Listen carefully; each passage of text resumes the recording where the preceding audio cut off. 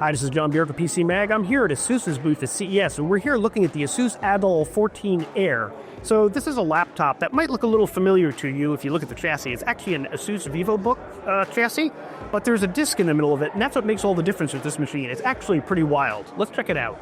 So the difference with the Adol is this disc in the lid of the laptop. It's actually an Aromatherapy Diffuser. It's got perforations all around it, and if you put your fingers on it and twist it to one side, it pops up out of the machine.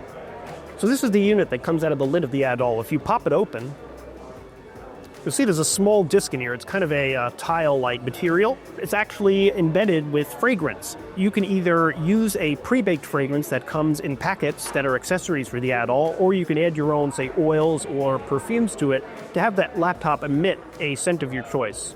Now, there isn't any electrical connection to the disc in the lid of the laptop. The passive heat from the screen and the rest of the laptop operation creates just enough heat to diffuse aroma out of the lid of the laptop.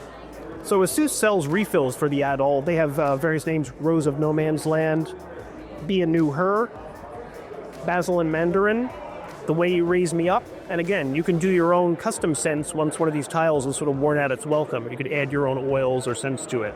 As you can see, the Adol comes in a bunch of different colors here. We have sort of a copper rose gold color, a really nifty lavender over here, sort of an opal beige type of situation over here, and sort of a sage green over here. And also on the deck here, we have sort of a complementary case that goes, in this case, with the lavender. It's designed by Anna Sui, who is a fashion designer.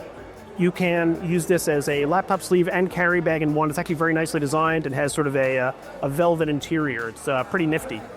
So the only caveat about the Adol is that it's only sold in China right now. So Asus has it at the show here to sort of gauge interest in other geographies for this machine, but if you give it up to me, I would say bring it on.